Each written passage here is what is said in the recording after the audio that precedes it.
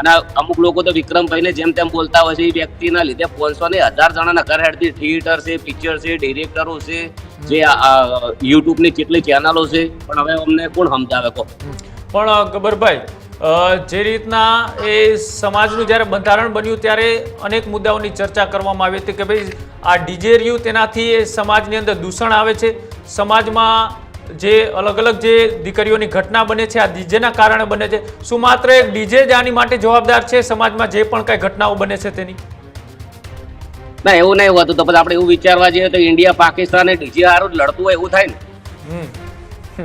એનો તો કોઈ મિનિંગ નહીં. એનું કારણ છે કે આ લોકોને બંધારણની અંદર સુધારા કરવા જોઈએ કે ભાઈ કોઈ વળગડ ગીતું ના વગાડવા. કોઈ આ લોકો તો અમને કહે છે કે તમે બધા વળગડ ગીતો જ ગાયા છે. બોલો, ગોતી લાવે છે, અમને ખબર નથી. ભણો એવા ઘણા બધા રોમાપીરના ગીતો સમાજ માટે જે જગ્યાએ ફાળો આલ્યો, 3 4 મકાન છે, બાપ વગરના છોકરા છે, એમને કરી આલે. એમને તો આ કશું બિલકુલ દેખાણું જ નથી કે ગમે તે રીતે અમારા એક કાર્ય નહીં 100 કાર્ય અમે સારા કરેલા છે. અચ્છા, એટલે આ લોકોને પૂરું અમારા ઉપર પૂરું ટાર્ગેટ જ કરી. એમાં સમાજ ખૂબ સારો છે. મારો સમાજ એટલો ભોળો છે કે એની તો આખી વાત જ અલગ છે. મારો સમાજ જે કરે ને એ જેવી તેવી વસ્તુ નહીં, પણ આ સમાજનો અમુક દુરુપયોગ થઈ રહ્યો છે.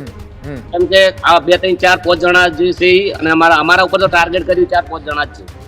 પણ ગબ્બરભાઈ, જે રીતના તમે કહ્યું કે તમે વલ્ગર ગીતો ગાયા છે, એવી રીતના તમને ચિતરવામાં આવી રહ્યા છે ત્યારે બંધારણ બન્યા પછી, પણ બંધારણ પહેલાની આપણે વાત કરીએ તો તમારા જેવા જ કલાકારો એ જ્યારે ચૂંટણી સમયે એ જ નેતાઓના ગીત ગાતા હતા ત્યારે તમે સારા લાગતા હતા.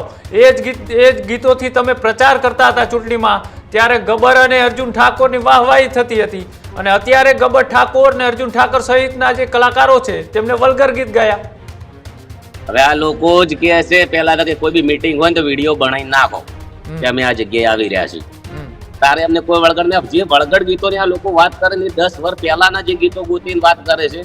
હવે એના પછી જે ઠાકોર સેના બની ત્યારનો આજના દિવસ સુધી કે કોઈ દારૂનું ગીત કે કોઈ ખરાબ ગીત મેં કર્યું નથી. બોલો.